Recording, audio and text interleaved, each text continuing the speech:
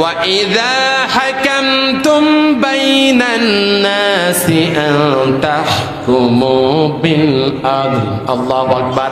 আল্লাহ বলেন ওয়া মানে এবং ইযা মানে যখন হাকামতুম যখন তোমরা বিচার ফয়সালা করবে, আইন পাশ করবে, বাইনান নাস দেশের মানুষের মাঝে, আন তাহকুমু বিল আদল এটা যেন ন্যায় পরায়ণতার সাথে হয়, কোরআন সুন্নাহ দিয়ে।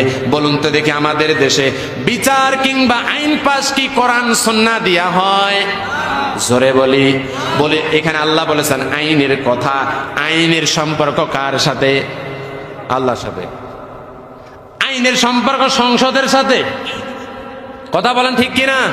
আইন পাশ হয় কোথায়? সংসদের মধ্যে। আপনারা দুল চিনেন কি? দুল চিনেন না? মহিলারা দুল কোথায় পড়ে? নাকত, কানত। যখনই বলা হবে দুলের কথা তার মানে দুলের সম্পর্ক কানের সাথে। যখন বলা হবে খিলার কথা তখন ওইটা সম্পর্ক কি পায়ের সাথে না নাকের সাথে? নাকের সাথে। যখন বলা হবে চুরির সম্পর্ক তখন কোথায়? কবজির এই হাতের সাথে। যদি বলা হয় মালার কথা তার মানে সম্পর্ক গলার সাথে। তাহলে ক্লিয়ার জিনিস বুঝলাম। যখন বলা হবে দুল তার মানে সম্পর্ক কানের সাথে। যখন বলা হবে খিলা তার সম্পর্ক নাকের সাথে। যখন বলা হবে নুপুর তার সম্পর্ক পায়ের সাথে। যখন বলা হবে মালা তার সম্পর্ক হলো গলার সাথে। যখন বলা হবে আইন তখন সম্পর্ক সংসদের সাথে। আর রব্বুল আলামিন বলছেন শোনো দুনিয়ার মানুষ, ইন্না আনজালনা ইলাইকাল কিতাবা বিল হাক্কি লিতাহকুমা বাইনান নাস। রব্বুল আলামিন বলছেন সূরা নিসা 5 নম্বর পারার 16 নম্বর পৃষ্ঠা 13 নম্বর রুকুর 105 নম্বর আয়াতের মধ্যে, যখন তোমরা নিশ্চয় আমি কোরআনুল কারীম নাজিল করেছি বিচার ফয়সালা করার জন্য, আইন পাশ করার জন্য। কথাটা কার? জোরে বলি কার? আল্লাহর। আইন পাশ করতে হবে কি দিয়া? জোরে বলি কি দিয়া? আরে আইন পাশ করে কারা? কারা? সংসদ সদস্য। এবার দলিল টানেন। রব্বুল আলামিন বলছেন শোনো কারা আইনটা পাশ করবে। সূরার নাম হজ, আয়াত নম্বর 41। আল্লাহ তাআলা বলছেন আল্লাযীনা ইম্মাক্কান্নাহুম ফিল আরদি আকামুস সালাত। আল্লাহু আকবার। এতটুকু শুনি রব্বুল আলামিন বলছেন নিশ্চয়ই যারা ক্ষমতাশালী হবে, যারা ক্ষমতা পাবে, ওদের 1 নম্বর কাজ হবে রাষ্ট্রীয়ভাবে তারা নামাজ কায়েম করবে। 2 নম্বর যাকাত ভিত্তিক অর্থনীতি রাষ্ট্রীয় চালু করবে। বলুন তো দেখি তার মানে আইন যারা ক্ষমতা পায়, ক্ষমতা পায় মানে যারা সরকার গঠন করে, সরকার গঠন করে ওরা যারা কমপক্ষে 151টা আসনে জয়লাভ করে তারা ক্ষমতা পায়। 151টা আসন মানে এক একজন এমপি। আল্লাহকে বললাম আল্লাহ এমপি কি স্বতন্ত্র হইলেই চলবে না আলাদা হতে হবে? আল্লাহ বলছেন যদি এমপিটা স্বতন্ত্র হয় হিরো আলমের মতো, ওই বলবে গান চালু হোক। আর যদি আমাদের আব্দুল করিম ভাই, হেলাল ভাই কিংবা বেলাল ভাই যদি এমপি হয় এরা বলবে কোরআনের আইন কায়েম হোক। আর আরেক দলের ভাই যদি হয় ওকে মোষ চালু করো, লাইসেন্স দাও। তার মানে এক একজনের কথা এক একটা হবে। তাহলে কি করা লাগবে?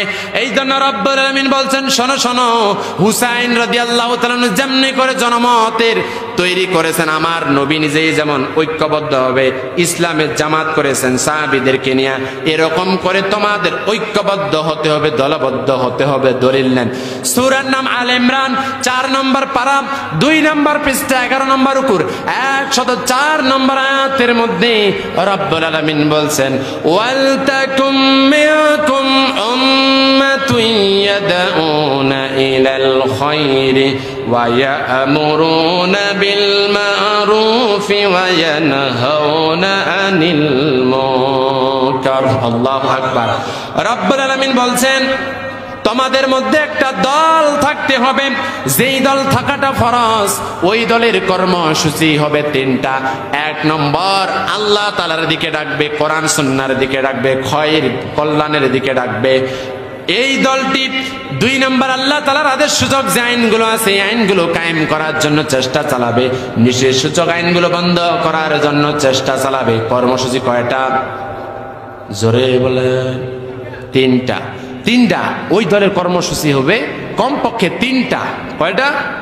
তিনটা, আমরা নিয়েছি 4 দফা কর্মসূচি। প্রাণ প্রিয় ভাইরা আমার, ওই তিনটার মধ্যে 1 নম্বর কল্যাণের দিকে ডাকবে। ডাকবে না আসো আমার বাবার দিকে আসো, ডাকবে না আসো আমার স্বামীর দিকে, ডাকবে না আসো আমার ভাইয়ের দিকে, ডাকবে কার দিকে?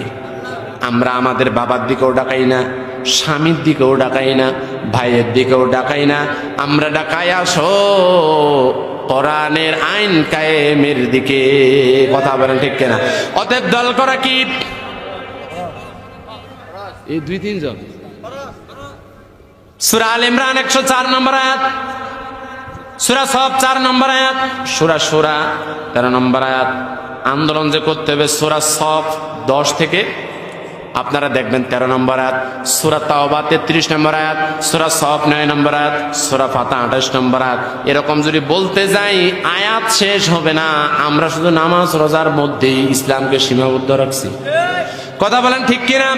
ওই যে হুজুরেরা বলছেন কি বুনিয়াল ইসলাম আলা খামস, ইসলামের স্তম্ভ হলো 5টি। স্তম্ভ মানে খুঁটি, স্তম্ভ মানে কি? খুঁটি। বলেন তো একটা ঘর দিতে গেলে কি শুধু খুঁটি হইলে চলবে? জোরে কোন? খালি খুঁটি।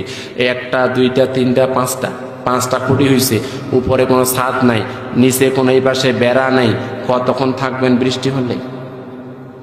জোরে বলেন। বাড়ির যেটা ঘর দিছেন ওই ঘরের মধ্যে কি শুধু খুঁটি দিছেন না ছাদও আছে? ছাদ দিয়ে চুপচাপ আছেন, বাউসিটা যেন না ঢুকে এই জন্য টাটি বেড়া দিছেন কি দেন নাই? তার মানে ওইটাও আছে। এরপরে শুধু টাটি বেড়া দিলেই হবে না, আপনি ঘরের মধ্যে বিছানা আছে না নাই?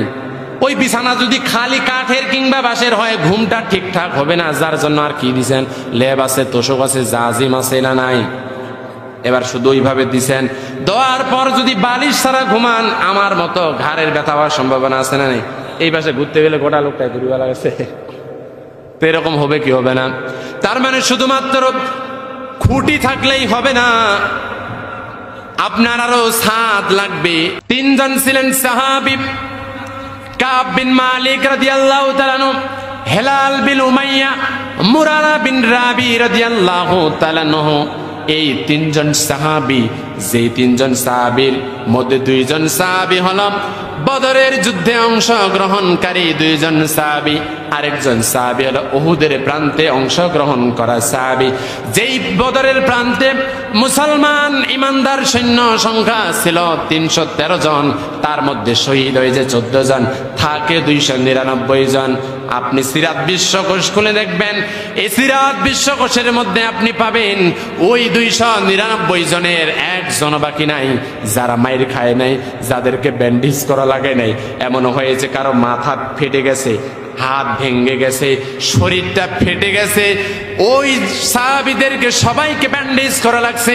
উহুদের ময়দানটাতে আমার নবী নিজেই দান মোবারক শহীদ হয়ে গেছে, মাথার হেলমেটটা মাথার মধ্যে ভেঙে ঢুকে গেছে, রক্তগুলো দরদর করে পড়ে আমার নবীজি বেহুশ হয়ে গেছেন।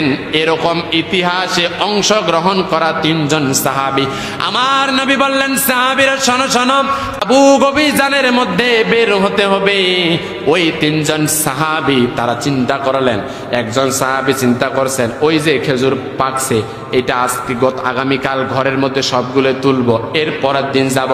আরেকদিন চিন্তা করতেছে যে গরম, পরের দিন রওনা হব। এই চিন্তা ভাবনা 3 জনে যখন করেছে, এক একটা ওর নাকি ওই কাজ আছে, আরেকজনের নাকি খেজুর পাড়ার কাজ আছে। এরকম কাজ করতে করতে যখন হেলায় খেলায় সময় কেটে গেল, তাবুক যুদ্ধের ময়দানে যখন অংশগ্রহণ করলো না করার কারণে যাইতে তাবুক যুদ্ধে, এটা হলো অভিযান, যাইতে সময় লাগছে 15 দিন, আসতে হলো 15 দিন। তাবুকের প্রান্তে অবস্থান করেছেন 20 দিন, মোট হলো 50 দিন।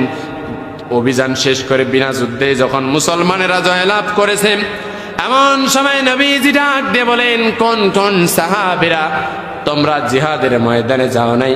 70 জন মুনাফিক যারা আছে ওরা মিথ্যা অজুহাত দিল, আর ইনারা তো খাঁটি ইমানদার। একজন হেলাল বিন উমাইয়া, মুরারা বিন রাবি, এই 2 জন যায় বলছে, ইয়া রাসূলুল্লাহ মিথ্যা কথা বলবো না, কারণ মিথ্যাবাদীদের সাথে আল্লাহ নাই। আল্লাহ নিজেই বলেছেন কুনু মা'আস সাদিকিন, সত্যবাদীদের অন্তর্ভুক্ত হয়ে যাও। এই দুইজন সাহাবী বললেন আমরা ওই খেজুর পাড়া নিয়ে ব্যস্ত হয়ে পড়েছিলাম, যার কারণে জিহাদের ময়দানে অলসতার কারণে যাই নাই। আরেকজন বললেন আমি অবহেলায় যাই নাই, অথচ জিহাদের তরবারি কিনেছে, জিহাদের পোশাক কিনেছে, অলসতার কারণে শুধু জিহাদের ময়দানে না যাওয়ার কারণে আল্লাহ রসুল বললেন শোনো নবীর সাহাবীরা, এই তিনজন সাহাবীকে এই মুহূর্তে বয়কট করলাম। কোন সাহাবী তাদের সাথে কথা বলবে না, কোন সাহাবী তাদের সাথে লেনদেন করবে না, কোন সাহাবী তার সালামের উত্তর তোমরা দেবে না। ওই তিনজন সাহাবীর যেন দুনিয়াটা অন্ধকার হয়ে আসলো। তিনজন সাহাবীর যে বউগুলো আছে, এই স্ত্রীগুলো তাদের সাথে কথা বলে না। তারা নামাজের মধ্যে যখন চলে আসি আমার নবীকে সালাম দেয়, এই নবীজি সালামের উত্তরও দেয় না। একদিন নয়, 2 দিন নয়, টানা 40 দিন গেল। এর মধ্যে হেলাল বিন উমাইয়া রাদিয়াল্লাহু তাআলা উনি বলছেন আমি পাশ দিয়া যাচ্ছিলাম, আমার একজন বেস্ট ফ্রেন্ড ছিল যার সাথে সবচেয়ে বেশি সময় এটা যায়, ওয়ালটা টপকা আমি দেখলাম সে ওই ক্ষেতের মধ্যে খেজুর গাছের মধ্যে পানি দিচ্ছে। আমি বললাম এ ভাই তোমাকে যে সালাম দিলাম সালামের উত্তর দাও না কেন? ফিরেও তার দিকে তাকায় না, কারণ আদেশ হলো রাসূলুল্লাহ। বয়কট তো কেমন বয়কট, কেউ কথা বলতেছে না। 40 দিন যখন হয়ে গেল আমার নবীজি আদেশ দিলেন ও সাহাবীরা তোমরা তোমাদের স্ত্রীদের সাথেও তোমরা ঘুমাবে না। এই তিনজন সাহাবী আল্লাহর নবীকে ডাক দিয়ে বলেন ও নবীজি তাহলে কি আমরা কি আমার স্ত্রীদেরকে তালাক দিয়ে দেব নাকি? নবীজি মাথা ঝুঁকালেন যে না, শুধু এতটুকু ইশারা করেছেন।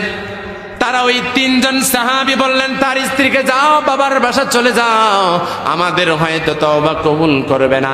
এইভাবে 1 দিন নয়, 2 দিন নয়, 40 দিনের পর আরো 10 দিন চলে গেল। 50 দিনের মাথায় আল্লাহর নবী একজন সাহাবীকে ডাক দে বলে ও সাহাবী ওই তিনজনকে খবর দাও রব্বুল আলামিন তাদের তওবা কবুল করে নিয়েছেন। সুবহানাল্লাহ। ঘটনা বলার উদ্দেশ্য না, শিক্ষা নেই। যেই সাহাবীরা বদরের প্রান্তে অংশগ্রহণ করলো, উহুদের প্রান্তে অংশগ্রহণ করার পর শুধু তাবুক যুদ্ধে যায় নাই, তাদেরকে যদি বয়কট করা হয়, আপনি আমি কিসের সংগঠনের কাজ করেছি, কিসের দিনের কাজ করেছি, কয়েকদিন আপনি আন্দোলনে গেছেন, কয়েকদিন মিছিলে গেছেন, কয়েকদিন প্রোগ্রামে গেছেন, এতেই আপনি যদি বলেন এত কিছু করলাম, আপনি আমি কিছুই করি নাই। কথা বলেন ঠিক কিনা? প্রাণপ্রিয় ভাইরা, অতএব এই কথা বলার কি সুযোগ আছে?